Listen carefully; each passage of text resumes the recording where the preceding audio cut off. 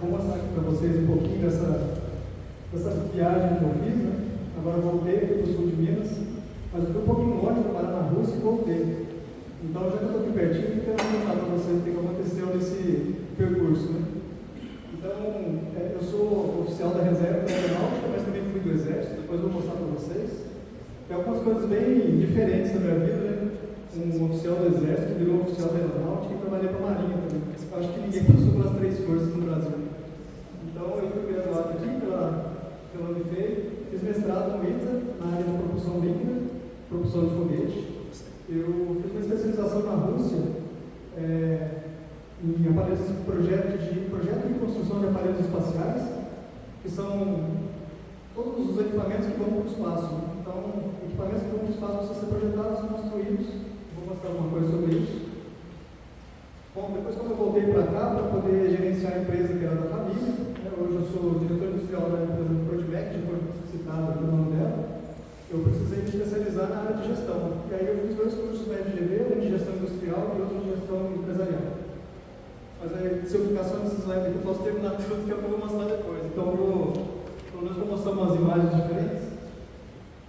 Bom, eu falei para vocês, isso aqui nunca funciona, porque não funciona. Ninguém duvidar que eu era militar, todo militar faz uma apresentação com um roteiro no segundo slide, vocês podem prestar atenção nisso, para falar o que eu vou falar. Então, a primeira coisa, eu vou fazer uma apresentação pessoal, né? Eu vou repetir aquilo que eu já falei, mas com imagens. Vou mostrar alguns desenvolvimentos nacionais, tanto na área espacial quanto na área de defesa. E, no final das contas, eu acho que, para quem está aqui hoje, é interessante entender como é que é o cenário dessa área de atuação no Brasil, para poder decidir se vale a pena ingressar ou não, né? Eu ouvindo alguém que já passou por isso. Então, depois no final vocês me falam se vale a pena. Bom, como apresentação pessoal, então eu passei por essas instituições. Quando uma pessoa que sempre falava isso, que a gente, para se apresentar, a gente sempre fala por onde a gente passou. Né? Eu sou professor da UFRJ, eu sou engenheiro de tal lugar. Né? Então eu fui formado por essa casa, né? Eu tenho muito orgulho. Não nem falar, todo mundo aqui deve ter. Passei então pela divisão de propulsão espacial no DCTA de São José dos Campos. Então, dentro do DCTA, né, que é um organismo maior das forças da Força Aérea, existe um instituto, que é o Instituto de Aeronáutica e Espaço, o pessoal da Biônica sempre faz visita lá. E dentro desse instituto existe uma divisão de propulsão espacial. Então, lá dentro eu precisava me especializar em propulsão. Não existe engenharia de propulsão no Brasil. O que existe é aeroespacial, mas ela é muito voltada para a aeronáutica. Então, foi feito um convênio.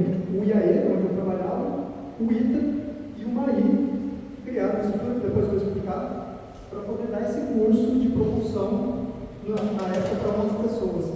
Então, bom, depois eu vou explicar melhor isso, como é que funcionou.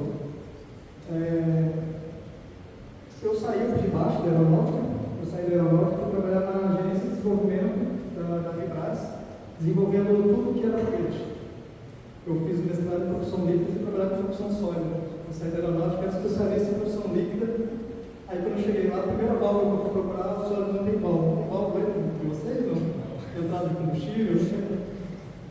Então, bom, enfim, aí eu fui fazer doutorado, então, para poder aprender propulsão sólida. Eu fiz doutorado no ITA, né, na divisão de Química. Mais uma vez, outro desafio, porque eu sou engenheiro, né? E eu fiz mestrado em propulsão. E aí fui estudar na Química. Então, alguns seminários que a gente ia fazer, o professor pediu para fazer um seminário, eu começava a explicar até metade da minha apresentação e dizia, isso aí é básico para quem é químico, você precisa explicar. Então foi um desafio. Bom, e depois então, eu fui para a FGV para estudar gestão industrial e empresarial, para poder assumir então a Prodimec com a aposentadoria do Antes de tudo, eu vou mostrar algumas datas aqui, se vocês não se assustem não, talvez de outro século, mas eu servi o Exército, né? Comentei com vocês que eu fui militar do Exército, primeiramente, eu fiz o NPR aqui em Itajubá, no batalhão do 4º Batalhão de Aéreo de Combate, a turma de 95. Uma das turmas mais unidas que teve aqui.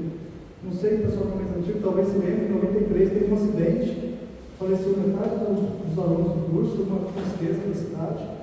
Em 94, por conta daquele acidente, o curso não exigiu tanto assim dos alunos. E ainda teve Copa do Mundo, eu saí do meio do acampamento para poder assistir a Copa do Mundo. E aí o nome do curso não ficou tão bom assim, né? E aí trouxeram um instrutor-chefe do nosso curso, ele veio do SIGS, do Instrução de Guerra na Selva da Amazônia, para poder tentar melhorar a imagem do NPOE, em Itajubá e também nacionalmente. E aí eu estava lá, quando ele chegou. Então é um curso de engenharia, engenharia de combate. Então, por acaso, ali eu já tive um pouquinho de contato não com propelente, mas com explosivo. Vocês falaram que na sub-área de propulsão está a pirotecnia, né, de vocês, né? Porque a pólvora ali não é um propelente, como vocês estavam falando. Estou corrigindo ninguém, não, estou comentando aqui. É um pirotécnico, então deveria ter um dispositivo. Mas depois a gente conversa sobre isso. Lá eu aprendi isso aqui, que o lema do Batalhão Militar de Itajubá, que tudo que deve ser feito merece ser bem feito. Então eu espero que vocês gostem dessa apresentação, porque eu me preparei muito para ela e tentei fazer bem feito isso também, já que tudo deve ser bem feito. Bom, para não dizer que eu não participei da aeronáutica, essa é a minha turma da aeronáutica. Por que eu saí do exército, fiz engenharia e fui parar na aeronáutica?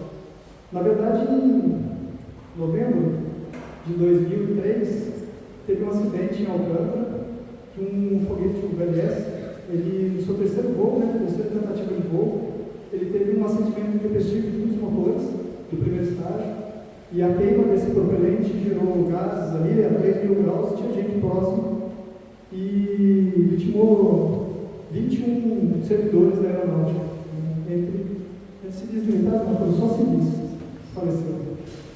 Naquela época, a aeronáutica pensou para pessoas repor esses técnicos que faleceram e ela poderia fazer um concurso público.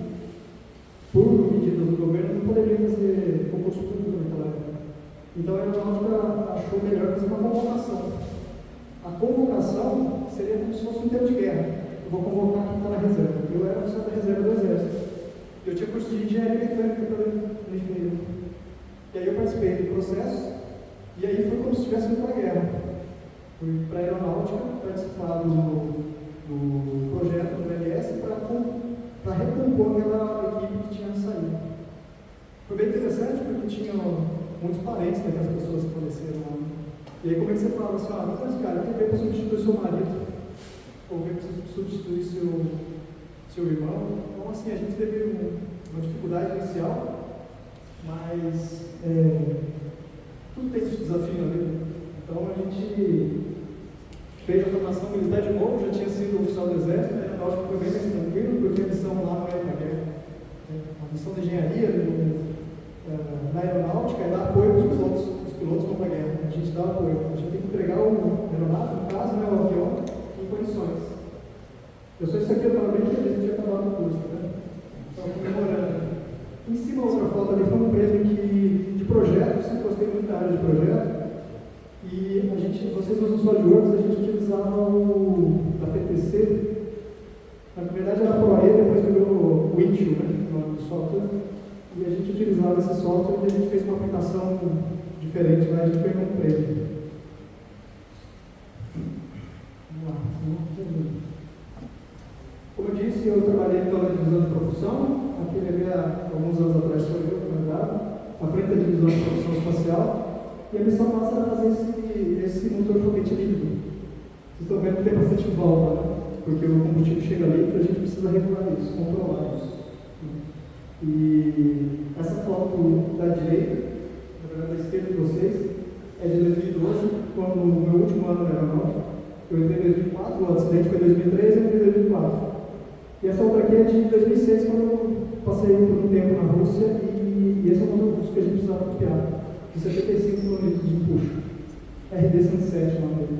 Plaqueta da Brigadeira. Motor foguete russo. Bom, eu falei para vocês, né, que eu cheguei lá, não sabia nada de propulsão. Eu fiz um curso de introdução à tecnologia de motor foguete, com um russo, prova, ele conversa com a gente em inglês e a prova oral. Aí no final desse curso, o coronel, que é meu chefe, falou assim: parabéns, você ficou entre os 10 primeiros e você vai fazer um mestrado na Rússia. Eu nem sabia que estava valendo, ainda bem que eu fiquei entre os 10, né? Mas, e aí esse cara que deu um curso, né? Aquele senhor ali, José Vassilevich Kesaev, a gente chamava de Kesaev, e quem era mais próximo chamava de Kessa. O Kesaev, ele foi meu orientador no mestrado, e o mestrado foi o seguinte: o IAE financiou o curso, o ITA deu as instalações para os professores virem para o Brasil e dar o curso de propulsão, e o MAI forneceu os professores. Tranquilo, eles vinham para cá, davam uma aula aqui, 7 módulos, chegou no 6º módulo e falou: não tem laboratório para fazer os experimentos que a gente precisa agora para vocês formarem. Então vocês vão passar um ano na Rússia, fazendo os experimentos agora dos projetos que vocês projetaram durante o mestrado. Fomos em 11 para lá, passamos em 2006, voltamos para o Brasil e só 3 dos nossos defenderam. Eu, o Leonardo e o Wilton. O Wilton já aposentou, o Leonardo está lá no IAE. Quando vocês forem lá, podem procurar por ele, Tenente Coronel Leonardo. E eu que estou aqui. Agora não estou mais voluntário, não. O meu mestrado foi investigação da distribuição do Plutônio e um motor foguete para o corrente líquido, que nada mais é que um filme de resfriamento que acontece aqui dentro para derreter a carcaça do motor. Aqui é um teste igual. Por acaso, esse teste igual foi feito aqui no Brasil, lá no IAE. Eu voltei em 2010, depois que eu voltei em 2006, nunca mais eu falei russo com ninguém, porque eu não conheço nenhum russo aqui para conversar. E aí, a direção do IAE teve a boa ideia de me mandar para lá de novo em 2010, eu não lembrava mais nada. Só tinha eu que falava russo, porque o resto era tudo civil. E eu fiquei de guia do pessoal. Essa foto de cima é em São Petersburgo, a gente foi de trem para lá. Esse aqui é um museu, lá em São Petersburgo também. Eu queria mostrar uma coisa para vocês, que a viagem é muito legal, mas isso não interessa para vocês agora. O que interessa é mostrar isso aqui. Ó. A gente tinha que projetar e construir aparelhos espaciais. Então a gente tinha teoria, mas a teoria nossa era nessa sala. Não sei se alguém está vendo a sala, mas depois eu mostro. Tinha um foguete dentro da sala de aula, só isso. E tinha os blocos de aceleração. Isso aqui é um bloco de aceleração. O que é um bloco de aceleração? É legal a gente fazer um motor, mas eles não querem um motorzinho para chegar no espaço. Eles querem ir para outros lugares, bem mais longe. Então tem que fazer um conjunto de motores. Então, como unem vários motores, eles chamam isso de bloco de aceleração. Então eu tenho um bloco de aceleração com motores de 75 kN, 4 motores, 6 motores. Eles dão nomes para esses blocos. Sabe o que vira o foguete deles? Um Lego. Eles pegam o bloco D, o bloco B, o bloco A, vão montando esse foguete. Então eu quero ir para tal lugar, até que esse bloco soma com esse, soma com aquele em cada estágio, e eles vão para onde eles querem. A gente foi uma fábrica que tem um museu ali. Eles chamam de supermercado. Eu perguntei para o senhor lá, por que é um supermercado? Ele falou assim: porque a gente não precisa desenvolver nenhum motor. Não precisa. O MAI está ficando sucateado, porque não tem mais nada para desenvolver. Eles já têm os motores que eles precisam para ir para onde eles quiserem. Bom, vamos lá. Aqui, só para mostrar para vocês que tem essa sala. Tem uma cápsula da Soyuz. Yuri Gagarin foi dentro desse, igualzinho, não mudou nada. Eu fui em 2006. Ele viajou na década de 60, acho que foi 64. E ali tem um R7. Por que eu falei do R7 aqui? Porque é bem interessante. A Soyuz, o foguete Soyuz, ele é o R7. Os voos são todos do R7. É tudo R7. Se você estuda esse motor, você já entende que os outros são só variações. Então, na sala de aula nossa tinha um motor R7 lá dentro. Quando o professor está falando de uma peça específica, ele vem aqui do lado e mostra, inclusive, esse aqui. Está vendo isso aqui? É disso que eu estou falando. A gente se orgulha que a UFE é uma escola bem prática, né? A gente tem muitos laboratórios e tal. E eu acho isso, hoje em dia, eu acho mais importante ainda do que tudo. Eu vou fazer um comentário aqui, você está filmando, né? Eu vou mostrar para vocês onde a gente ficava, aqui são as carteiras, né? Aqui tinha uma lousa. Então a gente tinha aula ali. Tem uma curiosidade nessa sala, que às vezes é bom, o pessoal não acredita muito, mas aí tem que ir lá assistir o filme. Um dia eu estava com o Rafael, que foi comigo para esse curso de 2010, e a gente estava na sala de aula e pediram para a gente sair, que ia ter uma filmagem lá. A gente achou que era uma coisa de propaganda, da universidade, que é muito grande, inclusive. E a gente saiu, a gente foi nas janelinhas ali enquanto eles filmavam. Filmaram nossa sala, lá, algumas coisas, e depois a gente voltou. Passou um tempo, eu acho que foi o Transformers 3. Eu juro pra vocês. Eu estava assistindo, eu parei e falei assim, Rafael, assiste o Transformers. Aquele dia eles filmaram um pedaço, é que está aparecendo. Tem um aparelho espacial que chama Verena, é um que eles projetaram para ir para Vênus, que fica no campo de cá. Depois, se vocês quiserem, eu mostro. Deve estar no HD externo. Eles filmaram Verena ali e tal, e agora que eu estava olhando, eu falei, cara, conheço um nosso aí no filme. Eles filmaram um pedacinho ali. Então, e tinha alguma coisa a ver com os russos. Eles filmaram dentro da sala de aula nossa. Curiosidades, eu tenho muita história. Desde que o militar tem muita história para contar, eu acho que eu tenho mais que todos os militares, porque se foram 3 forças. Né? Bom, vamos lá, nos doutorados, então eu tinha que fazer alguma coisa com produção sólida, porque eu não sabia fazer produção sólida, e eu fui contratado pela Vibraz como um especialista em produção de foguete. E eu sabia nem onde estava a volta do motor sólido, então eu fui fazer doutorado lá na divisão de química. E aí eu estava estudando então sobre os fenômenos que acontecem na combustão do propelente e que influenciam na balística. A balística interna é o estudo da queima do propelente. Conforme ele vai queimando, imagina que aqueles gases que saem ali, ele tem uma balística interna, uma balística que acontece dentro do motor, e os gases vão saindo. E existem alguns fenômenos que acontecem ali, a gente andou conversando sobre alguns já, depois eu vou passar o material, efeitos Lange e tal, mas não é o caso agora. Eu estava tentando pegar os 9 fenômenos e jogar tudo dentro do MATLAB. Bom, funcionou. Para poder prever o que poderia acontecer com aquele motor. E o motor que eu utilizei para isso foi o motor do VLM. Eu participei do projeto do S50, que é o maior motor que foi feito no Brasil. São 2 motores, um aqui e outro em cima, depois mais 44 em cima, da aeronáutica. Esse motor ele foi projetado lá no IAE, quando eu estava lá, e quando foi fabricado na Vibraz. Eu estava lá na Vibraz, quando chegou na fase de fabricação. E era feito com fibra de carbono, que foi o motor. O negócio do motor, a estrutura de fora, feito com fibra de carbono. Ali do lado, é um laboratório que ninguém podia tirar foto, eu orgulho disso aí, porque o vice-presidente da Vibraz deixou levar no final das contas quando eu saí. É um motor chamado de Baker, eu não sei como é que você chama. O motor de você já é pequeno, mas imagina você botar isso aqui num banco com 50 toneladas de combustível e botar para queimar. Primeiro que não é barato, então você pega um motor conhecido de pequeno, você fica queimando ali o propelente e identificando o que pode acontecer no motor grande. E ele é congelado a menos 60 graus, porque o foguete não queima aqui na nossa temperatura de hoje deve ter uns 30 graus Celsius. Né? Então, dependendo da altitude que ele está, ele vai pegar uma temperaturas bem mais baixas. Então, esse aí deve estar nunca mais a 60, porque só sai os 60 da câmara fria. Ele já devia estar uns 55, 50 negativo. Bom, como eu disse, então, depois que eu saí da aeronáutica para poder assumir a Proginec, que vocês conhecem hoje, eu descobri que eu era muito técnico, muito engenheiro. Ser engenheiro é importante, eu sei, mas a gente precisa ter o soft skill, né? A gente precisa aprender algumas outras coisas na vida, não só números. Então, eu fui fazer gestão industrial, porque eu ia cuidar da minha indústria, fui fazer uma Econatel na FGV. Essa é a minha turma, eu me formei em 2020. Quando começou a pandemia, eu estava no último módulo.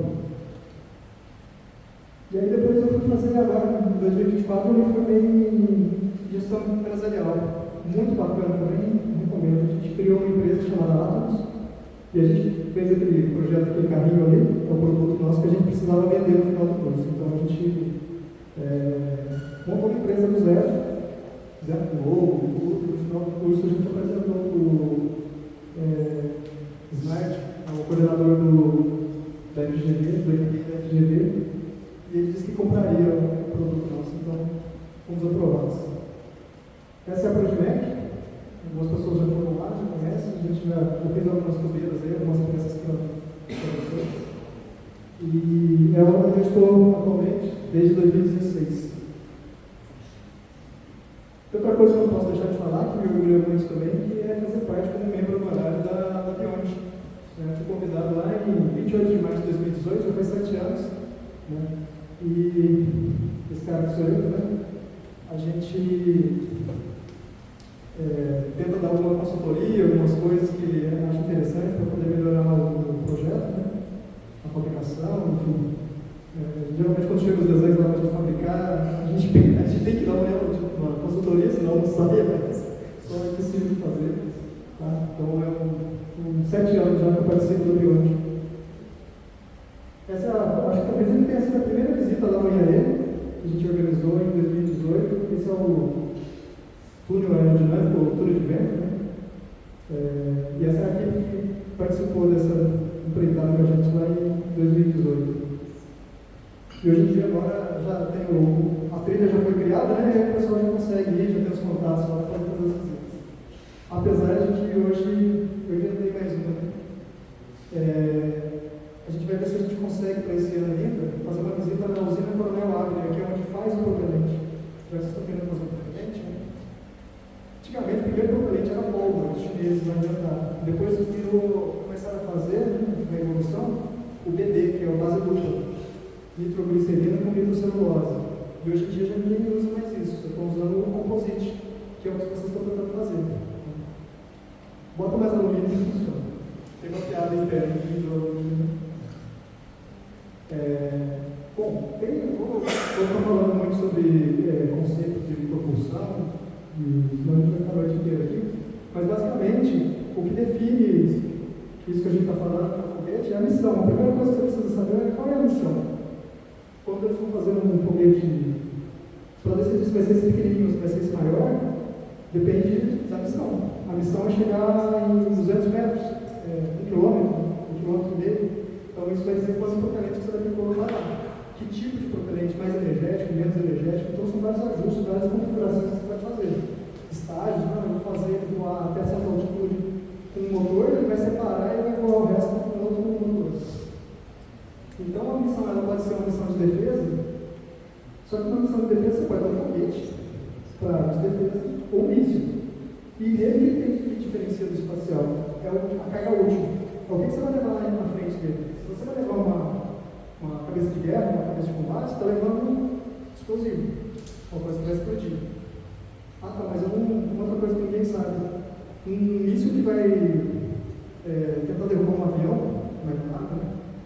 Ela não precisa explodir, ele não precisa acertar nele. Ela pode chegar do lado e mandar só uma onda eletromagnética que vai desligar todo o equipamento do avião e o piloto não tem nada fazendo. Você não quer matar o piloto. Você quer não. Aí ele vai ejetar e você já tirou de combate. No teatro de operações, você quer tirar aquele negócio de combate. Aqui que está te agredindo, você quer tirar fora. Você não precisa matar o piloto. É isso que eu estou querendo dizer. É até mais nobre você chegar lá, desligar e ele conseguir parar de te atacar. Tá? Então, às vezes, a cabeça de guerra não é um explosivo. Mais uma vez, uma missão, por exemplo, contra um navio. Você vai explodir do lado do navio, o casco dele vai suportar aquela explosão. Isso não é problema para o navio. Então você vai ter que ter uma cabeça de guerra tão grande para poder explodir do lado do navio, para poder derrubar aquilo. Não vai derrubar. A massa é muito grande. Então, o que você faz? Você tem uma lança dentro do míssil, você vai perfurar o casco dele, e lá dentro você vai ter uma bomba incendiária. Sabe por quê? Porque todo mundo no navio vai parar para tentar apagar aquele fogo. E aí você tirou de combate. Está todo mundo tentando apagar o fogo, o incêndio, porque tem muito combustível lá dentro. E eles vão parar de atacar, não vai ter ninguém para te lançar um foguete, um míssil ou alguma coisa assim. Isso eu estou dando exemplos de diferentes mísseis e para diferentes missões. E a espacial? A espacial, a carga útil dele que leva pode ser um satélite, um CubeSat, um microsatélite, um nanosatélite, ou um experimento, que é o caso dos foguetes de sondagem. Então, se a missão é espacial, a gente tem dois tipos de foguete. Um foguete que a gente chama de veículo lançador, que é aquele que vai levar um satélite para o espaço. O VLS, por exemplo, é um veículo lançador. Ele pega o satélite que o VLS se propunha, né, levar, 330 quilos. Ele era mais ou menos o tamanho de uma máquina de lavar roupa. E é muita massa. Ele colocava lá e inseria na órbita. Colocou em órbita, pronto, é um veículo lançador. E os foguetes de sondagem, eles precisam ir num ambiente espacial de micro, esse vai para o espaço, esse vai para o espaço, chega no espaço. Ele vai para o espaço, ele fica um certo tempo lá, 7 minutos, 11 minutos, depende da missão, e aí ali que os experimentos vão acontecer. uma ameba, é uma planta, é alguma coisa que vai levar. E vai acontecer esse experimento durante um período. Depois ele volta, tem a recuperação, o pessoal que está em recuperação, tem a recuperação, geralmente cai no mar, e aí os mergulhadores estão lá com o helicóptero, pisam ele e levam para solo de novo. Então esses são os foguetes de sondagem para os oceanos. Agora, quando a missão de defesa aí tem um pouquinho mais de opção. Existem os mísseis balísticos, né, que são balísticos, acho que todo mundo sabe, né? Ele é lançado, faz o percurso dele é uma parábola e ele vai atingir um alvo a longa distância. O ICBM, por exemplo, intercontinental balístico, não sai. Ele sai de um continente e vai para o outro continente, não ICBM. E ele faz uma trajetória balística. E foi por conta deles que começou a Guerra Fria. Não sei se você sabe da Guerra Fria, foi uma guerra de nervos, né? Por isso que fala Guerra Fria. Mas é porque os russos disseram que iam lançar um satélite. E aí começou toda a bagunça, porque eles já tinham o ICBM, já tinham mísseis intercontinentais da Rússia. Eles podiam lançar um foguete, no caso, com uma carga explosiva, para jogar nos Estados Unidos. Só não acertava, porque ele não conseguia posicionar. Era tão longe que no caminho ele ia se perder, então não lançava. Agora, se você tiver um satélite, o que hoje a gente chama de GPS, e que ele vai o tempo todo corrigindo, porque tem igual vocês aqui, uma eletrônica, que faz o controle, navegação e guiamento, né? Não é isso que vocês fazem? Então ele vai corrigindo o tempo todo, porque ele sabe onde ele está e onde ele tem que acertar. Então ele vai lá e acerta na Casa Branca. Aí os Estados Unidos, na época, tinha aquela coisa que hoje a gente não fala muito mais, mas do 007, das inteligências, da KGB e tal, descobriram que eles iam lançar um satélite. Falaram, não, aí começou a corrida espacial, eu tenho que lançar antes, porque se eu não lançar ele conseguir, ele me joga o foguete, porque eu não consigo acertar ele nada. E aí quem conseguiu primeiro foram os russos, com o Sputnik. Depois que eu aprendi, o russo descobriu que Sputnik é satélite. Nossa, se eu chutar, só que acertava. Sputnik é satélite. Então, é um míssil balístico, né, intercontinental, guiado por um satélite que é que vai dar o posicionamento correto. Bom, os mísseis de cruzeiro, esses aí são mísseis que têm maior precisão. Vou mostrar um míssil de cruzeiro aqui depois. A Bíblia tem míssil AR, que é de uma aeronave para acertar outra aeronave. Eu comentei aqui agora também.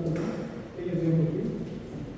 O terra-ar, que a gente chama às vezes de bateria antiaérea, são mísseis que são utilizados para acertar uma aeronave que está voando, mas você tem terra. O antinavio, vou mostrar um aqui também, um míssil antinavio. É que eu não vou explicar porque o próprio nome já fala, não sei. Míssil antitanque e o antibalístico, quer dizer, você tem um míssil para poder se defender de outro míssil, também um ICBM, não, um míssil balístico grande, e você tem um perigo para poder acertar ele, é mais rápido e mais manobrável.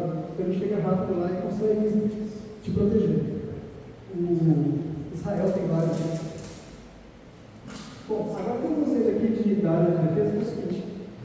É muito bacana quando alguém fala assim, nossa, a Marinha comprou um navio lá, ou a aeronáutica, a Força Aérea está com gripe, veio da Saab, né? Então, o Exército também tem as viaturas, mas para o teatro de operações, se você não tem uma arma, não adianta nada.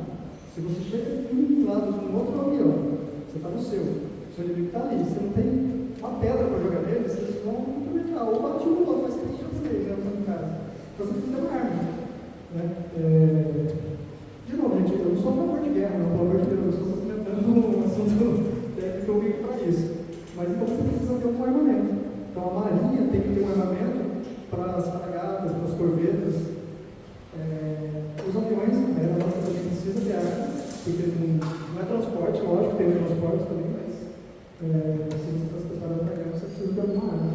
E o exército é a mesma coisa. Então, vamos ver alguns exemplos. No caso da Marinha, eles têm um projeto chamado Projeto Esporão. O Projeto Esporão, ele prevê armamentos, mísseis, né? O antinavio, o aéreo e o submarino. Na verdade, tem dois desses aí, que é o de superfície, que é lançado por uma corveta, por uma fragata. Esse aéreo, que é o NP-39, que é um míssil, que é lançado, na verdade, é lançado Ele pode ser lançado pelo Skyhawk, mas ele é lançado pelo helicóptero. O helicóptero fica na fragata. Isso do Ariel, a gente tentou pegar esse projeto, mas é outro mundo. O torpedo é outro mundo, não tem nada a ver com isso tudo. Ele tem motor de combustão, ele tem hélices, então é outra tecnologia. Na época a Vibraz não pegou esse projeto. Vamos lá, esse aqui é um projeto que quando eu cheguei na Vibraz, explodiu o primeiro motor que foi na procurar a válvula. Eu fui gerente desse motor aqui em 2012 até 2016. É o Matsuki. Como eu disse no início, antinavio nacional de superfície. Ele é lançado uma fragata. Ele voa a 1 metro do espelho d'água para que o inimigo, né, não consiga identificar pelo radar. Então ele vai bem baixo. E aí você só se tiver uma onda mais de 1 metro, não for onda. Né? Porque ele vai a 1 metro, ele tem um altímetro, mas ele não fica identificando assim, uma onda pequena, ele vai para a onda. Eu não queria falar de propulsão, mas eu não aguento. Aqui são 2 motores. É um motor bem rápido. Esse míssil, ele tem uma história. Ele foi desenvolvido pela empresa chamada MDDA. Ela é francesa, alguém deve já ter ouvido falar, bem famosa. E teve uma guerra das Malvinas, aqui na Argentina. Eles tinham vários mísseis, talvez eu tenha ouvido falar do Exocet. Esse é o Exocet. E os motores não acendiam, e os ingleses chegaram e tomaram aquela região ali da Argentina. Foi o maior fiasco para a Argentina. Ela tinha um monte de mísseis nesse aqui. E eles não acenderam, porque estavam com uma vida útil já também no final. E alguns explodiram na base, né? E outros nem acenderam. O Brasil tem muito isso, tem muito. Beleza, né? E aí ele chegou para a MBDA e falou, cara, não quero mais isso, você vai ter que trocar esses motores, porque já está chegando em 30 anos, deu a vida útil. A MBDA francesa falou, não vou trocar porque eu não faço mais isso, eu faço um modelo acima desse, tem que comprar um míssil novo. E aí vocês já viram, que ela comprou novo, reforma o velho. A Marinha do Brasil resolveu fazer o seguinte, deixa eu trocar esse motor. A gente vai pegar uma empresa nacional, ela vai aprender a fazer esse motor e você vai homologar ela para poder trocar todos os motores por motores novos que a gente vai desenvolver aqui na empresa nacional. E a empresa que foi escolhida foi a Vibraz. E eles acharam que eu conhecia muito de foguete de propulsão sólida.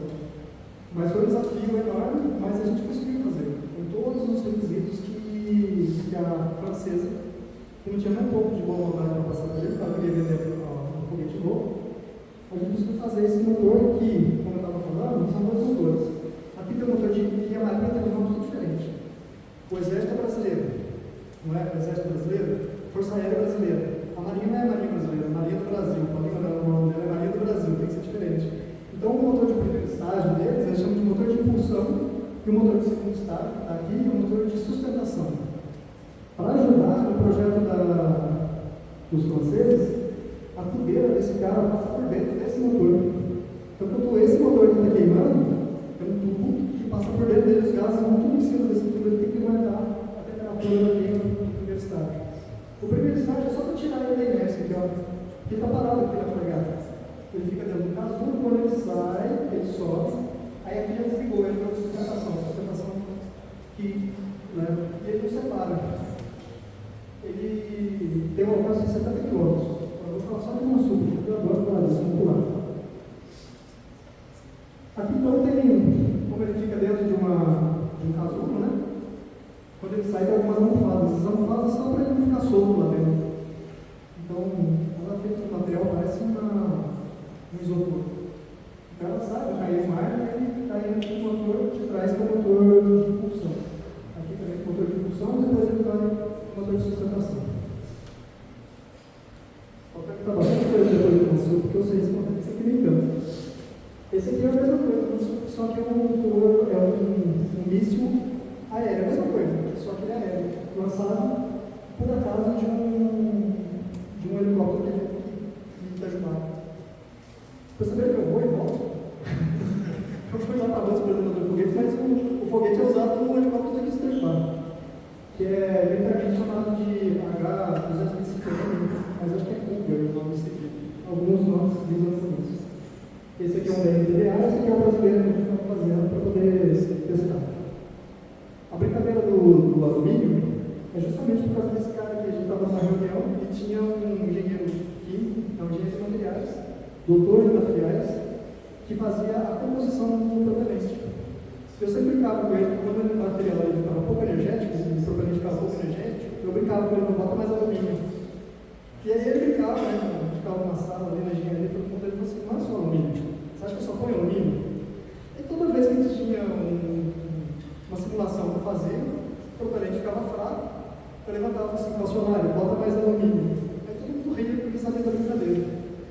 No dia que a gente estava numa reunião com os franceses para fazer isso aqui, eles falaram assim, olha, só que agora o requisito é mais apertado. Não pode ter tanto alumínio. Eu comecei a rir, mas muito, né? Comecei a rir e eu disse assim, calcionário, não vamos pegar esse projeto. Não vamos pegar esse projeto. E ele fica quieto, porque, pô, e aí é lógico, depois eu ia perguntar por que eu estava rindo tanto, eu tinha que falar, mas eu digo com ele que eu só sabe botar alumínio. Não é verdade, mas por isso que eu falei para vocês, bota mais alumínio que ele vai. Esse aqui já é um início para a Força Aérea. Foi muito veiculado a conta dos Gripen. Mas qual é a arma que vai usar o Gripen? É uma Darda. Esse míssil ele foi desenvolvido conjuntamente na Força Aérea, mas quem produz é a Avibras e a Daniel Dynamics lá da África do Sul. Ela que faz toda a parte de cabeça de guerra. O Seeker, que identifica o alvo, o computador de bordo, é tudo da Daniel Dynamics. E os motores são da Avibras. É um míssil de quinta geração, já que a aeronave ou o míssil tem que ser também, não é? Aqui tem uma historinha rápida para contar para vocês e vocês já ouviram falar sobre de contra-medida. Então, quando eu lanço um míssil para acertar um alvo, o alvo é a medida. O meu míssil é a medida contra aquele alvo. Só que algumas aeronaves têm a contra-medida. Ele joga esse flare que aí o míssil vai achar, vai fazer uma manobra e vai embora. Isso é que todo mundo já viu filme de Top Gun, alguma coisa assim. Então existe a contra-medida. Esse míssil aqui tem um negócio que chama contra-contra. É contra-contra-medida. É como se você tirasse uma foto daquele alvo e fala assim, meu, você pode jogar o que você quiser, eu te acho. Então, o míssil de quinta geração, ele identifica o alvo e vai atrás daquele alvo, independente da contra-medida que eles vão lançar.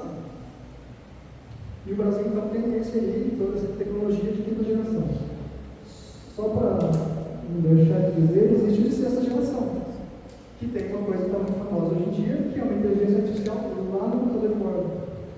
O que ele faz? Ele identifica quem é amigo e quem é inimigo, e se ele tem um avião, uma aeronave mais valiosa, ele muda a missão dele. Eu estou indo atrás desse aqui, mas eu encontrei esse aqui agora no meio do caminho. Ele fala, esse aqui é meu amigo, esse aqui é meu inimigo, e esse aqui é meu inimigo, eu vou ver esse que é mais valioso. Ele muda a missão dele no meio do caminho, com inteligência artificial. Sexta geração, mais do que no Brasil aí. Mas a sexta geração é isso. Força terrestre. O Brasil tem o sistema Astros, que eu participei do desenvolvimento disso. Eu não participei do desenvolvimento do Astros veicular, só a espacial são os foguetes. Até eu vou falar uma coisa assim para vocês, que você está gravando, mas o Astros não é uma inovação. O Russo já tinha a Katyusha, que é um caminhão que lança foguete. Isso aqui é um caminhão que lança foguete. Qual é a grande vantagem disso aqui? Você lança um foguete, o seu inimigo está lançando ali, você está ali, o caminhão sai de lá. É diferente de você ter um museu, que você tem que parar no lugar e tal, preparar, lançar, e está todo um monte de soldado ali e volta. Você não consegue sair rápido. Esse é o caminhão, ele lança e vai embora. O seu inimigo está passando daqui, vamos jogar alguma coisa lá, pode jogar, não tem ninguém lá. Isso é interessante para.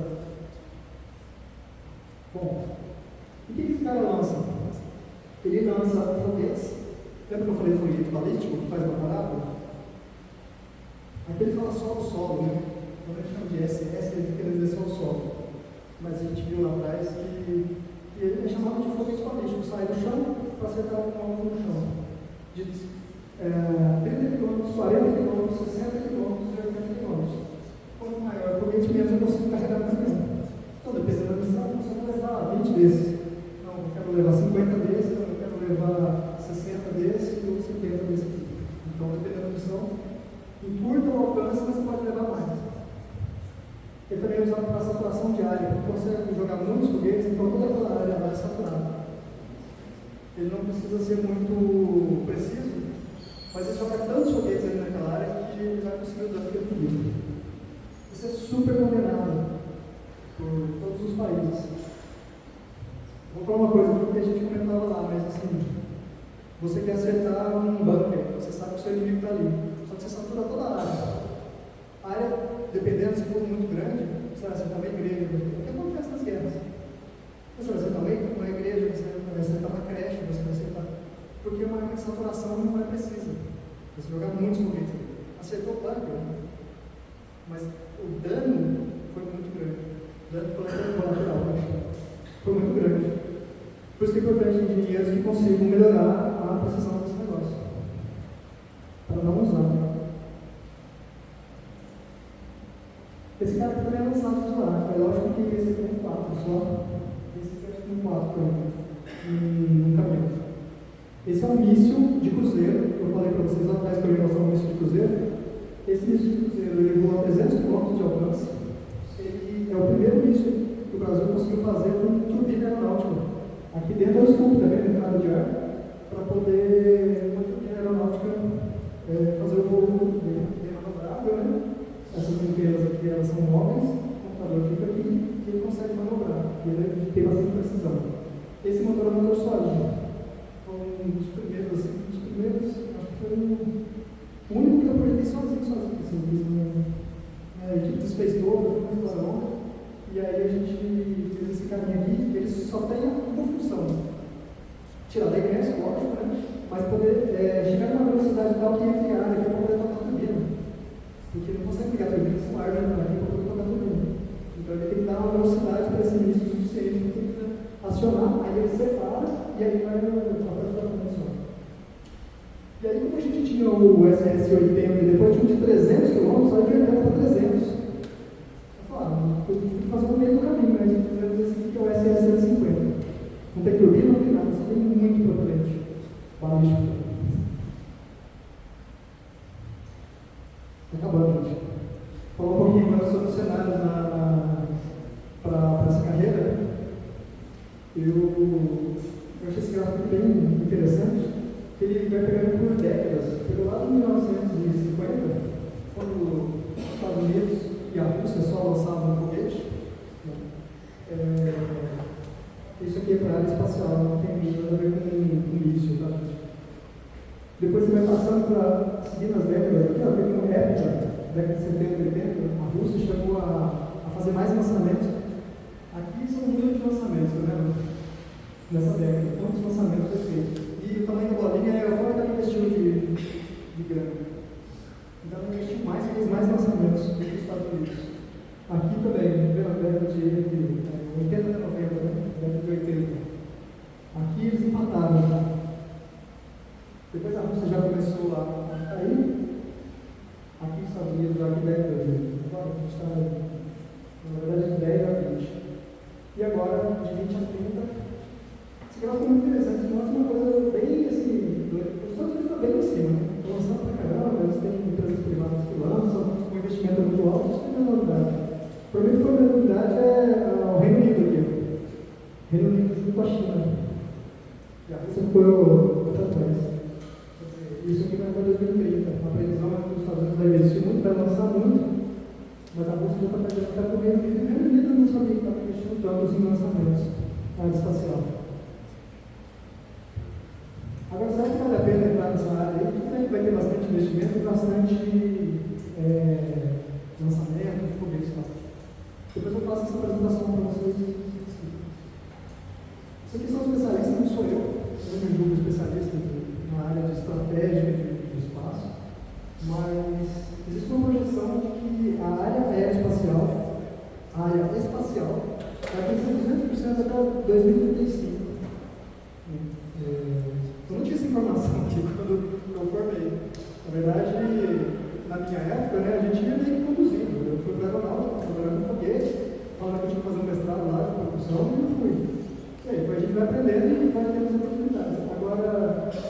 pode decidir, esse aqui é uma coisa interessante, porque 200% de crescimento numa área, eu não conheço, mas até 2035, quer dizer que não sei quando vocês vão formar, mas acho que vocês vão pegar essa onda. E aí a biologia é uma boa ideia. Conforme a gente combinou.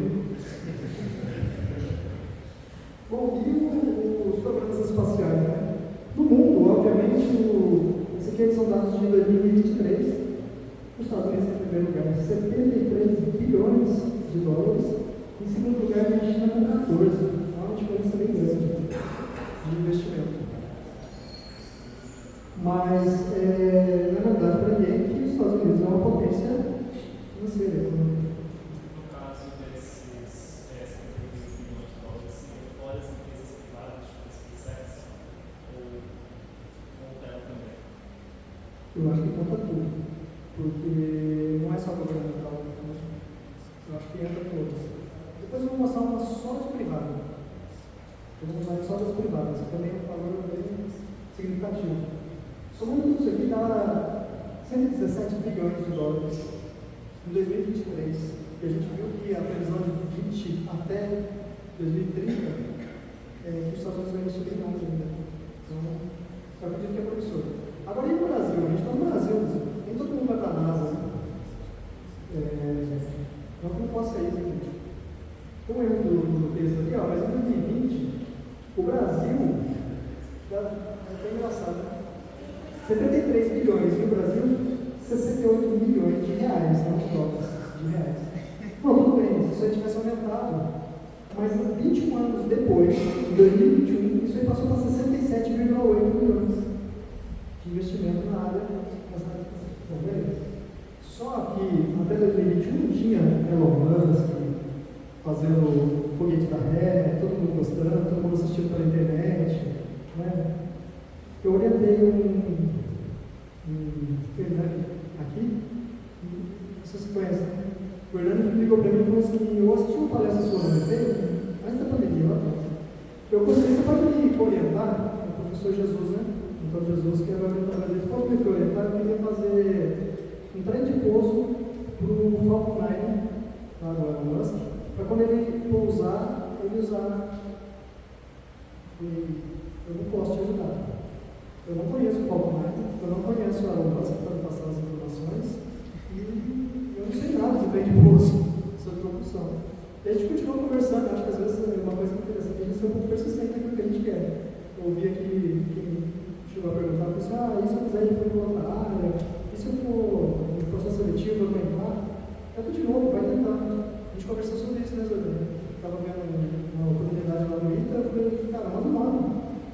Às vezes tem um requisito que você não atende, mas o outro candidato tem 3 que ele não atende. E aí você pode entrar, a gente conversa sobre isso, né? Bom, deixa eu voltar aqui. O que acontece? O Brasil precisou ter existem vários documentos que eu posso depois falar para vocês, não vai demorar muito, mas existe um plano estratégico de exploração espacial do Brasil, que é elaborado pela Agência Espacial Brasileira. Ali tem todas as missões. Eu vou fazer um pouquinho por aqui, não, as missões. Tá falando do Hernani, né? Então, aí o Hernani veio e falou que queria fazer. Eu falei: cara, eu não posso. Se você quiser fazer do VLM, eu conheço o foguete, não conheço o Elon Musk, mas eu conheço o Major Lacerda, que é o gerente do VLM, e aí a gente faz uma coisa, aí deu certo. A gente fez um trem de pouso no VLM. Por quê? Se um dia quiser usar um trem de pouso no VLM, tem um trabalho dele que já foi feito. Aqui no Brasil, por brasileiros e tal, é uma referência. O Elon Musk já tem trem de pouso, a gente vai fazer um trem de pouso no foguete que já tem, e eu achei que. Então, como o pessoal estava falando aqui do CubeSat, você tem que pensar muito bem em elaborar o objetivo daquilo. Onde você quer chegar? Você quer trabalhar com o Elon Musk, aí você faz. Você tem que fazer alguma coisa que seja útil para ele, ele já tem trem de pouso do foguete dele. Agora, se o VLM quiser fazer um trem de pouso, eu vou ser o primeiro a fazer uma agência de esquerda. Ele fez um trem de pouso lá no UNIFE para o VLM. Assim, e aí foi criado, então assim como foi criado a Embraer, estatal lá atrás, depois privatizou, E outras empresas, como Petrobras, né, e tal. Como agora essa questão da área espacial é muito em alta, né, com esses investimentos e todo o marketing que é feito em cima disso, principalmente para nós, o Brasil ele criou uma empresa chamada Alada. Depois vocês vão na internet, vocês vão saber até mais do que eu sobre isso, justamente para poder cuidar dessa área espacial e desenvolver esses projetos. Então existe uma estatal, como tem a Petrobras, como tem várias outras aí, chamada Alada, que é para essa área. De repente presta concurso, não sei. Eu só queria falar isso, que eu acho que é importante vocês saberem, né, para onde está caminhando essas coisas dentro do Brasil. Como eu disse das privadas, aqui tá só as europeias, tá? Porque os Estados Unidos tem muitas, né? Então, mas aqui eu achei interessante, porque a Airbus, essa França, são empresas francesas. 121 bilhões. Esse N aí quer dizer que é dólar americano, tá? Então, 121 bilhões de dólares americanos de investimento. Vamos lá. A Safran, 97, eu vou pedir pessoal uma noção. A Safran é outra empresa. Tem escritório da Safran em São José dos Campos.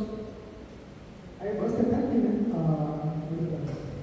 Rolls-Royce aí já é no Reino Unido. A Bison Systems também é no Reino Unido. A Thales deve ter até alguma coisa aqui. Oi? Isso que eu ia falar. Deve ter até aqui na feio, né? Eu trabalhei com o pessoal da Thales naquele início que eu falei que antes na vida. O Seeker era de uma empresa chamada Omnisys, que foi comprada pela Thales, não é Thales. Remetro, aí já é alemã. Essas outras duas eu não conheço. Essa cozinha francesa, essa MTU eu não conheço. A Dassault, quando vocês falaram do SolidWorks é da Dassault, vocês sabem. Também francesa, e a alemã que é italiana. Então, e aí você tem 15 bilhões só do Leonardo. O Brasil, 68 bilhões de reais.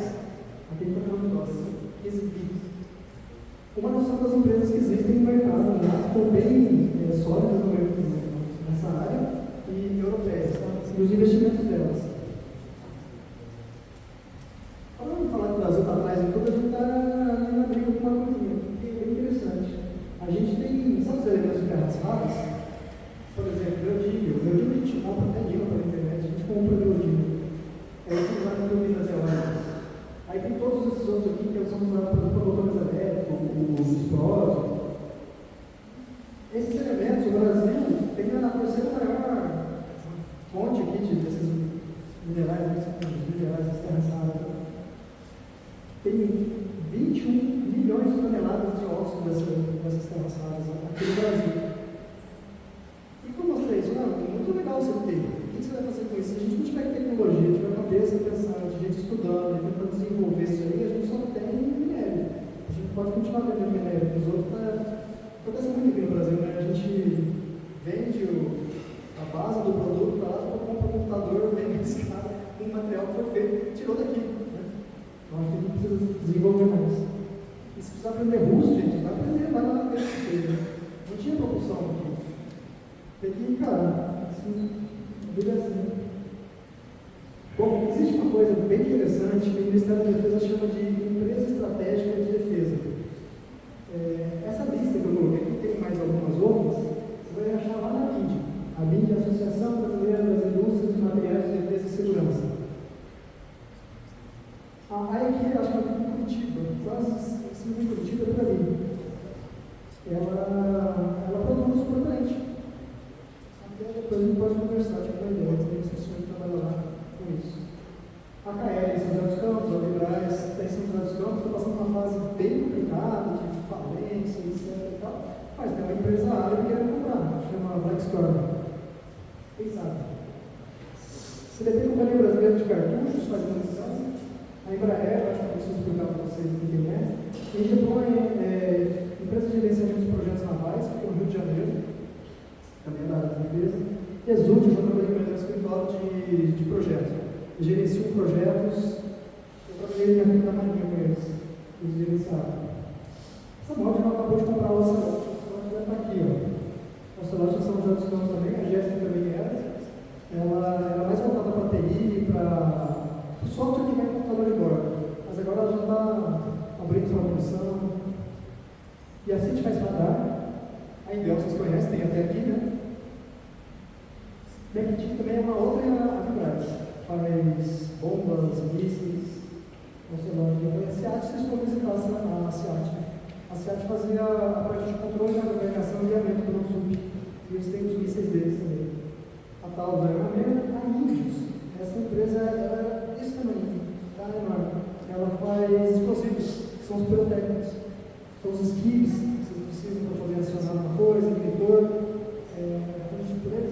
aqui para ela faz manutenção em tudo isso. Se tem um míssil, um lançador, alguma coisa, aqui para ela faz manutenção. A Amazônia é uma empresa que foi criada porque, não sei se você sabe o que é a Amazônia Azul, a gente tem a Amazônia, que todo mundo conhece lá, né? Então, não, beleza. Só que a gente tem a Amazônia Azul, que é toda a costa brasileira, que tem uma área gigantesca, que é de responsabilidade do Brasil, que faz parte do nosso território, só que fica no mar. Então, tem uma empresa que cuida desses negócios da Amazônia Azul. A Unisys que eu falei para vocês, que é Grupo Thales, e a GAI faz viaturas por Júlio da Equador. Pronto, gente, vou só deixar uma mensagem desse tal de Robert Zero. Quem é da área de foguete, principalmente de propulsão, já estuda muito os foguetes, o V1, o primeiro foguete que foi feito e tal. E quando acabou a guerra, os Estados Unidos correu lá na Alemanha e descobriu que tinha muitos engenheiros muito bons. E falou, cara, vou fazer esses caras. Um deles era o Von Braun, que foi o cara que projetou o primeiro foguete, que era propulsão livre, não era sólido. E aí, vamos pegar esses caras. A Rússia chegou depois de alguns técnicos, por isso que é bem diferente o projeto de um do outro. O projeto russo é muito baseado em experimento. Eles testaram milhões de vezes e eles sabem o que eles têm que fazer para dar certo. E o americano é muito simulação no computador, que a gente faz aqui, a gente sofre muito influência dele. Então a gente. Tanto é que a gente ia fazer o curso e falava assim, cara, quantas pessoas você queria usar tanto? Então por quê? Porque tanto vai dar certo. Porque a gente ensaiou 1 milhão de vezes, eles sabem que é aquilo. Agora, se eu perguntar para o americano, ele diz, não, tem um software aqui que calcula as pessoas, não é assim? É o que a gente faz. Então, a gente vai colocar aquilo antes e vai calcular qual é a espessura ideal para aguentar esse esforço. Porque a gente repete a história de lá. Só que quando o Von Braun chegou lá, os caras estavam maravilhados com a bomba mesmo que ele fez. Ele falava, cara, como que você teve a ideia de fazer uma bomba dentro de um foguete desse? Ele falou assim, cara, eu li os livros do Robert Goddard, que é americano. Então ele chegou lá como um cara e falou assim, não, eu aprendi com americano, vocês não precisavam ter história buscar. Eu Goddard tem essa frase, é difícil dizer o que é impossível. Porque o sonho de ontem é a esperança de hoje e a realidade de amanhã. Então é importante a gente sonhar. Se você chegar no congresso, tem que sonhar em alguma coisa. Né, Liz? A gente conversa sobre isso. A gente acha que é impossível hoje. Amanhã já está sendo realizado. No doutorado eu tinha um professor, e lá naquele departamento de química, o Ira, Oshun Ira, japonês. Ele falava assim, pensa uma coisa que não existe. Eu sou muito quadrado, não consigo. Pensa uma coisa que não existe. Ele sempre falava isso. E depois ele ria de mim, ele falou, não consigo pensar nada. Eu falava uns negócios, umas bobeiras, tinha uma sala cheia de gente. E aí vocês imaginam que quando eu estava estudando, alguém falou assim, eu vou escrever uma coisa aqui, e eu vou mandar pelo telefone lá para o Japão. E vai, o cara vai ler lá. Eu vou escrever com a minha letra. E vai sair lá. Eu vou na hora e falei assim, nossa, o que é isso? Será que ele vai escanear e mandar para e-mail? E alguém vai imprimir lá? Ele falou, não, eu vou chamar o Silva, né? Porque era o nome dele militar. Ele falou, não, Silva, o fax. Se eu falasse para alguém naquela época que eu ia pegar um papel e escrever, fazer um desenho qualquer, botar no telefone, e alguém ia ter essa folha do outro lado do mundo, alguém ia acreditar? Impossível fazer uma coisa dessa. E hoje em dia, fala tudo obsoleto para nós. Então, às vezes, parece impossível, mas às vezes a gente está pensando, sonhando pequeno. Vamos fazer, tem que ser persistente, gente. Quando eu era militar, tem um negócio que chama CPO, Comissão de Promoção de Oficial, que avaliam a gente. Então, avaliaram tudo. Como que eu usava a farda, como que eu falava, tudo. Se o cabelo está cortado, se a barba está feita, essas coisas de militar. Como que eu marchava. E aí tinha as características lá depois que eles pontuavam, vários oficiais. O meu sempre, até o coronel falou, sou sempre a mesma coisa, persistência. Eu falei, não, eu sou inteligente. Só que eu vou fazer feio, eu tinha que ser persistente. Depois eu fui aprender russo. não podia desistir, eu não vou aprender esse negócio. Aí fiz 2 anos e meio de curso, cheguei na Rússia e não sabia falar nada. Eu falava que eu não ria, né? Mas entendi mais ou menos. Depois de 1 ano lá, deu para conseguir falar alguma coisa. Isso foi em 2006, então agora já temos esquecido também. Mas tem que ter persistência. Então, assim, não é fácil fazer foguete. O que vocês estão fazendo aqui tem um mérito enorme. Mas não esqueça disso, tenha persistência. Eu só sabia administrar uma empresa, vou fazer 2 cursos, porque persistência. Fiz o primeiro, porque ainda não está bom. Vou fazer mais um. Se precisar fazer o terceiro, a gente faz. Tá bom, gente? Então, eu quis trazer aqui que eu achei a história interessante do lugar. E por fim, eu vou deixar os. Por favor, eu coloquei os 2 grupos aqui, mas não é para cantar, porque falam muita coisa feia nessa musiquinha. Está aqui meu LinkedIn, meu Instagram, quem quiser. Eu agradeço mais uma vez o convite. É um prazer enorme estar aqui com vocês. E parabéns pelos projetos.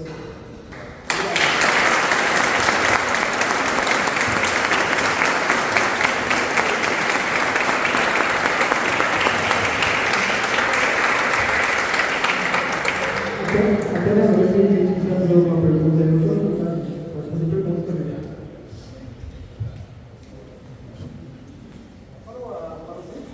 Eu posso ver? Bem. Deu? Vou falar aquele negócio que eu ia falar.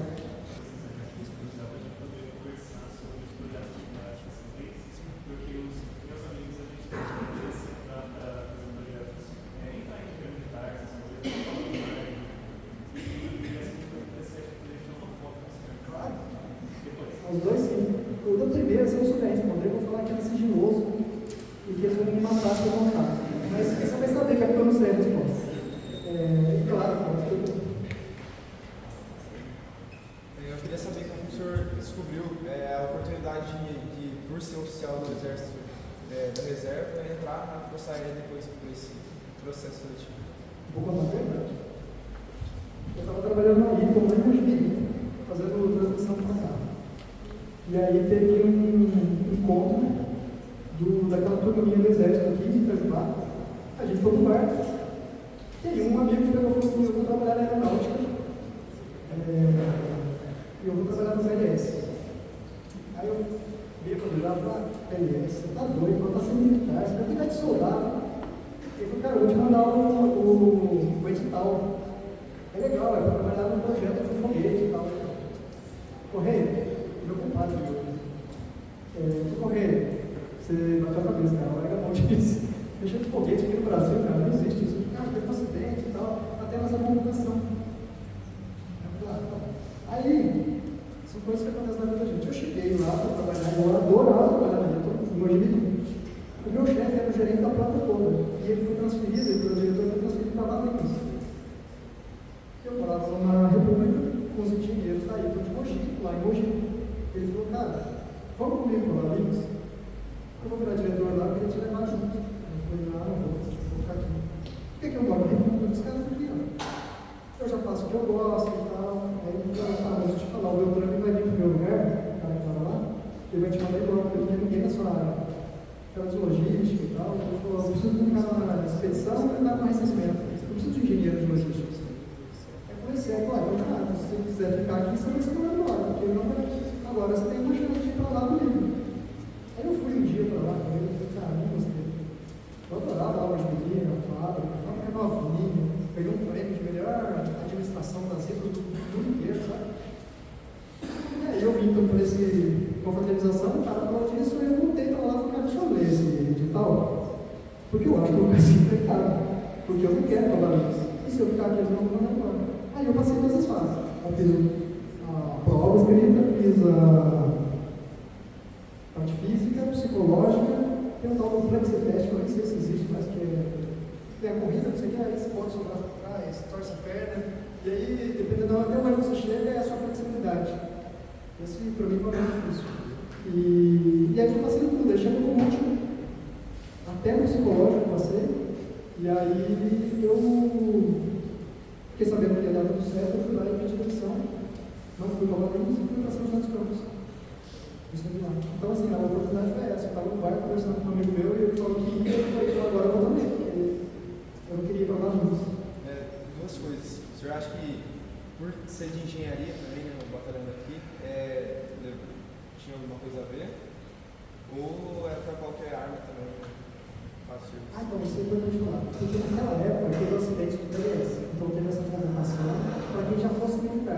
Se eu não tivesse feito o MPO aqui, eu não poderia entrar, porque eu ia ser civil.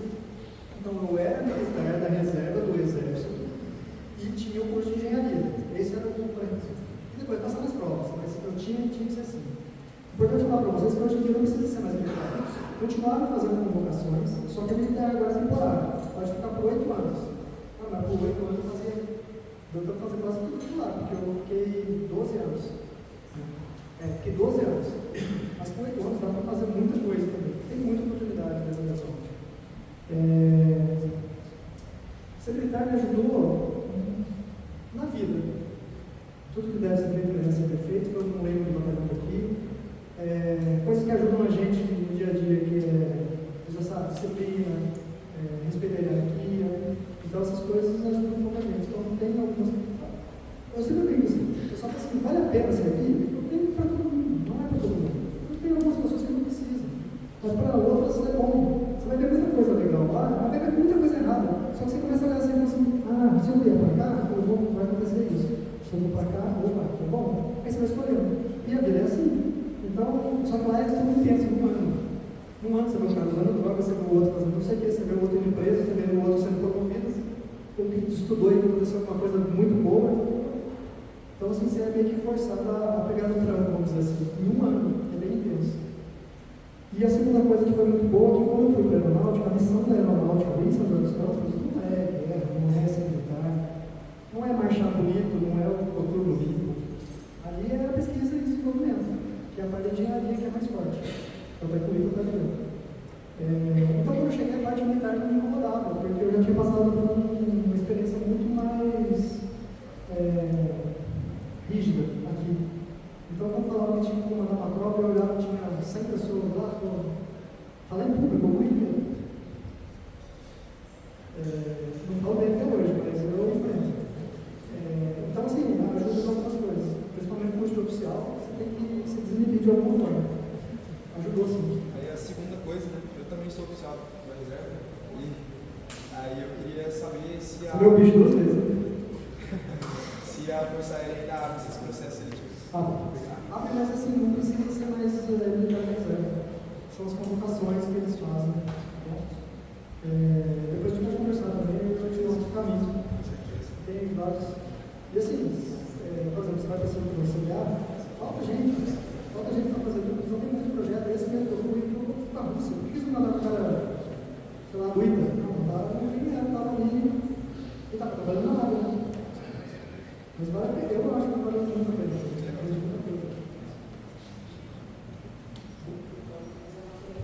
Agora é mais difícil. O Beltrame era formado aqui. Beltrame? Se for iria te demitir. Não sei, acho que não. Beltrame? O Eduardo.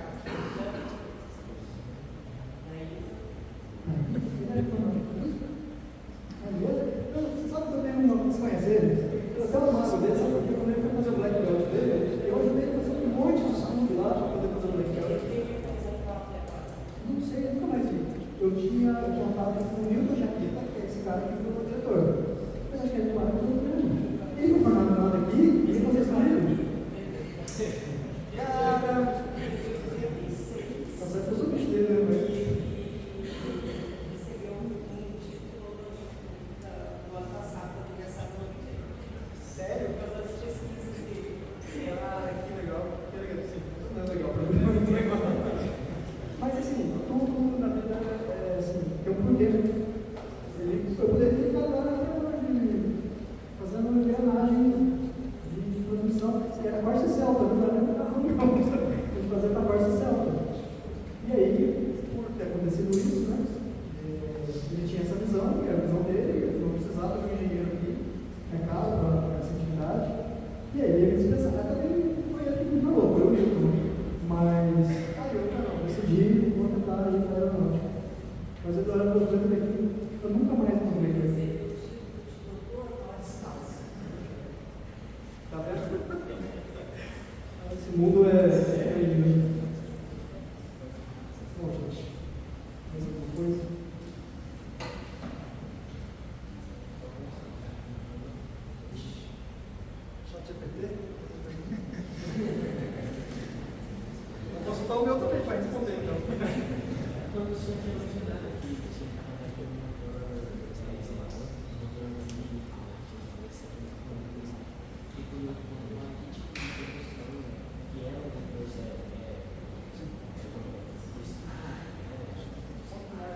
Cada estágio é um motor.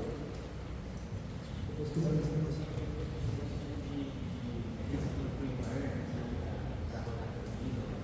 Não, ele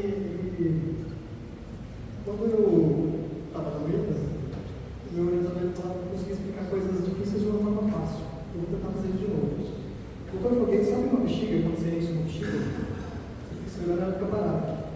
Quando você solta, ela faz assim, ó, e vai para lá, é um motor Foguete. O que a gente faz? A gente enche ele de pressão lá dentro, muita pressão, e deixa aqui aberto, igual uma bexiga. O que acontece na bexiga? Você tem uma força para cima, uma para baixo, uma para trás, uma para trás. Só que todas as forças estão sendo canceladas. Você tem uma para cima e uma para baixo também.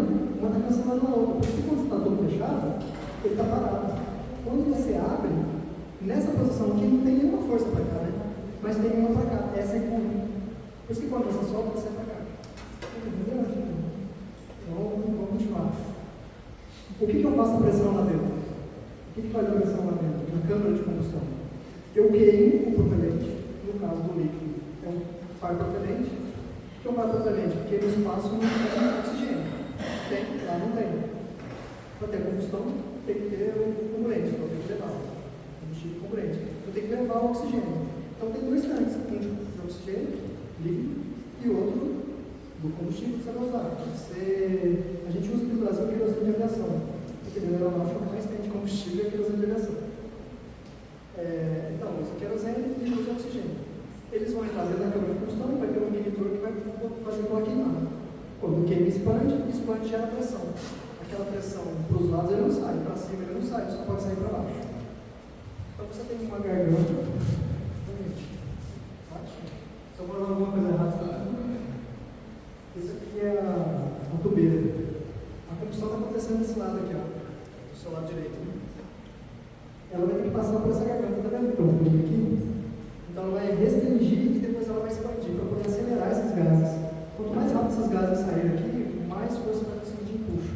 E, é lógico, depende muito da pressão. Mais você conseguir aumentar a pressão e mais eficiente for essa tubeira, melhor você vai conseguir usar aquela pressão para gerar empuxo, que é a força que vai levar o foguete. Outra coisa, o sólido e o líquido. Uma forma fácil de entender. O sólido, imagina a diferença entre um fósforo e um isqueiro. Combustível sólido é o fósforo. Você tem uma massa ali que você vai queimar. Acabou de queimar aquilo lá, acabou a chama. Você não tem controle nenhum, né? Você vai botar fogo ali, ele vai queimar, acabou. Você não consegue acender ele de novo também. Agora, como é que é no isqueiro?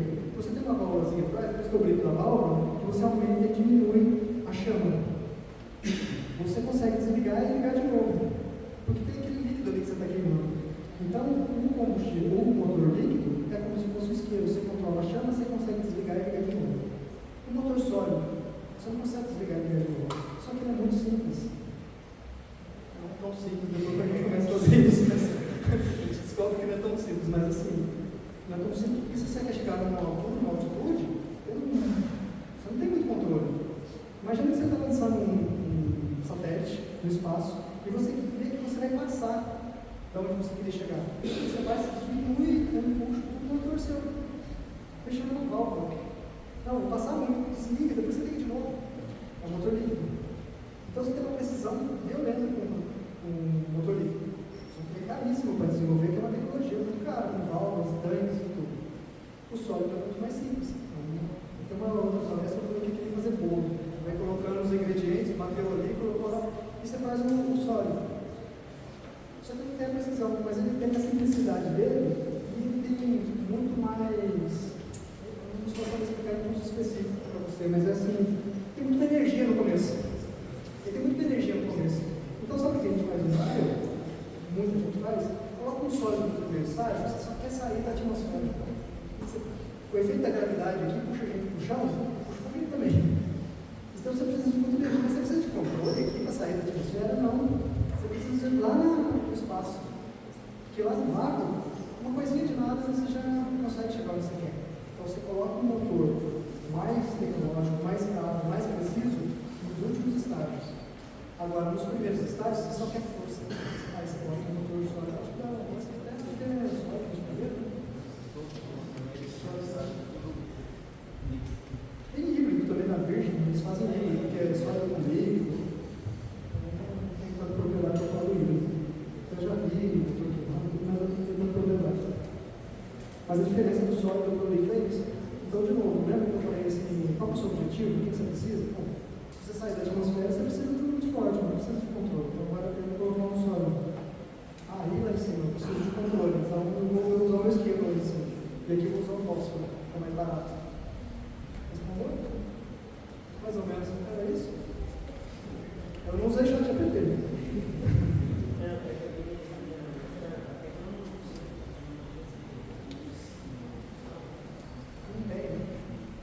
Não é que nem motor óxido. Admissão, tem admissão. Vai entrar tudo lá dentro, os inibidores, os injetores, que vão dosar aquela nuvem de combustível misturado com o oxidante, e aí vai ter um inibidor que vai fazer aquele negócio explodir lá dentro. E vai queimar a queima constante, porque tem uma válvula que abre. Então não tem cilindro, não tem pistão. Ele vai queimando e aquilo vai saindo. Então não é um ciclo que a gente estuda aí. Motor de combustão interna, apesar da combustão ser interna. Entendeu? É bem antigo. Você gera uma pressão violenta lá e abre um lado, que é a do tempo.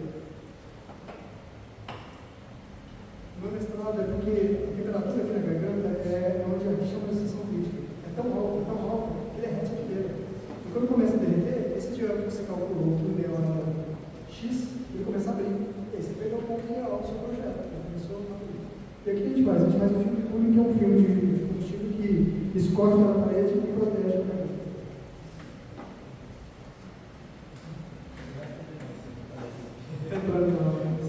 Então, na propulsão. É isso, gente. Não sei se eu estou conseguindo explicar muito bem, mas aqui. O que mais tem uma pergunta? Eu vou embora daqui, cara, o Eduardo deu trampo na cabeça. Não? Imagina. Qual é a sua expectativa em relação à indústria da aeroespacial no Brasil e qual é o conselho que você dá para as pessoas que querem começar a engajar agora nessa área?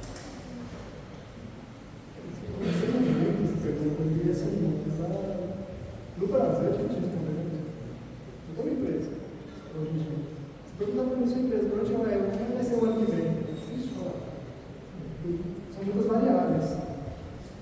Mas, por tudo que eu mostrei aqui, e pelo que eu tenho pesquisado nesses últimos dias, aí, principalmente para fazer essa palestra aqui, existe uma expectativa muito grande de investimento na área espacial. De defesa, nem se fala, defesa sempre vai ter. Sempre vai ter uma guerra em algum lugar. O ser humano não é falando assim. Nem se entende.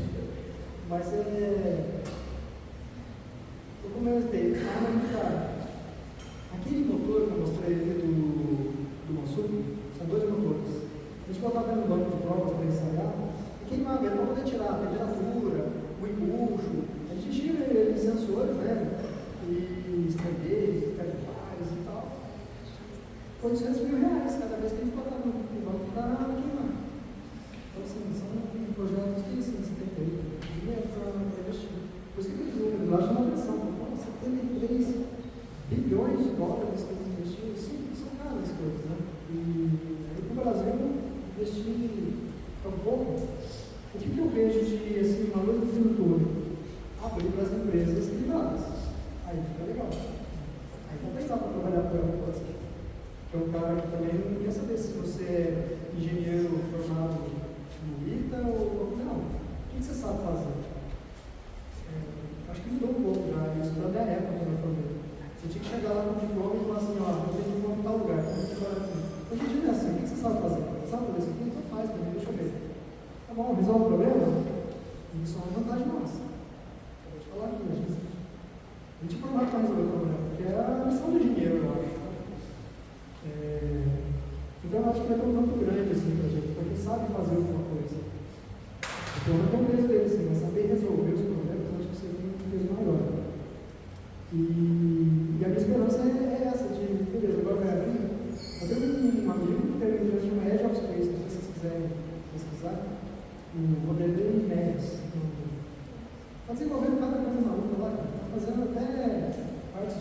já, tem início de cruzeiro, está fazendo.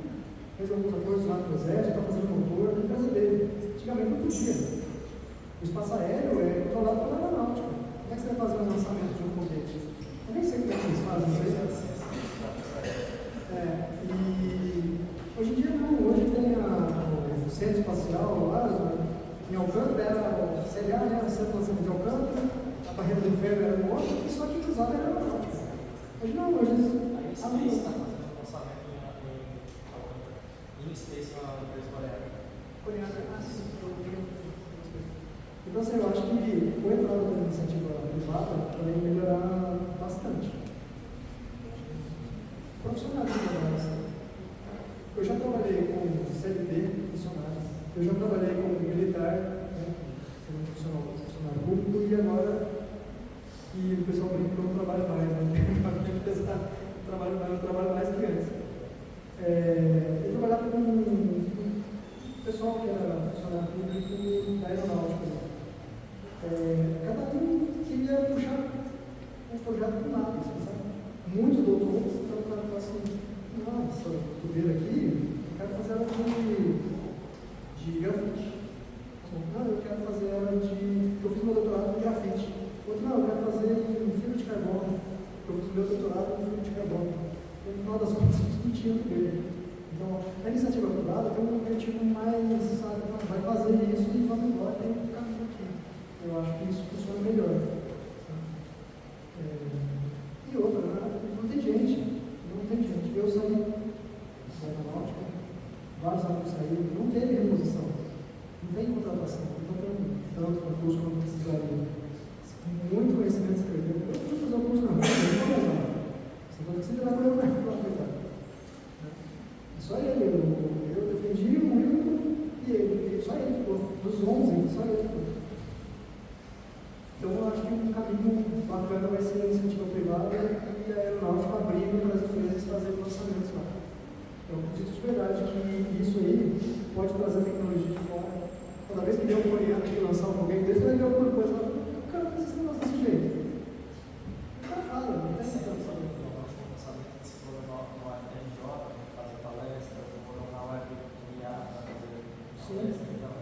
Todo mundo ganha. Acho que para você poder ver. No Brasil não tem engenharia de propulsão.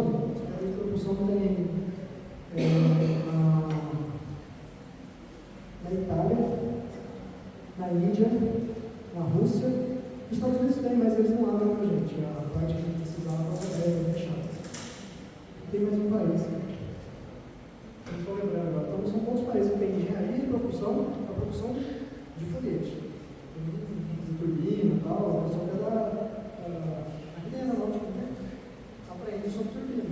Agora, não sei se aprende sobre o de foguete. E a propulsão também. Aqui? Motor aeronáutica. Mas quando eu estava em São José, eu fui chamado para dar aula na Unip, na engenharia de propulsão. Eu fiquei super animado. Não é bom. O chefe da Coronel Santana Júnior, nosso doutor, e ele falou que não vai dar aula para mim, porque ele foi para a Rússia fazer doutorado. Você dá aula para mim de propulsão? Não, tem todo o material aqui pronto. Só que ele era piloto, né? E era piloto de avião. Eu olhei e falei, não sei propulsão de avião, aeronáutica. Teve uma coisa engraçada, eu vinha aqui para Minas Fargado e o pessoal falava assim, pô, o motor TP, não sei das quantas, lá, D, não sei o quê, ele tem isso. Eu falei, cara, não sei. Como você está na aeronáutica, eu não trabalho com aquilo, não sei. Ninguém pergunta se foguete para mim. O RD-107 que você disse, ninguém conhece. Mas eu acho que é promissor, assim, pelo tudo que eu estou vendo agora de avanço. E uma vez eu vi uma piada que tem muito a ver aqui com o Brasil. Aqui tem coisa que não pega, porque na época o pessoal falou assim, a pandemia aqui no Brasil não pegou, o pessoal já estava sempre usando máscara, o pessoal não, agora já. Isso aí já não é moda mais usar máscara, sabe? Então as coisas que não pegam. Eu acho que agora está na época do espaço, sabe? Está na moda agora. Acho que até 2035 a gente ainda vai alavancar. Se lá fora o negócio está crescendo, daqui a pouquinho leva a gente junto. Aqui no Inatel tem um cara que trabalha na NASA, chamado Luciano. Luciano alguma coisa, não sei o nome dele. Foi aluno do Arismar. Está na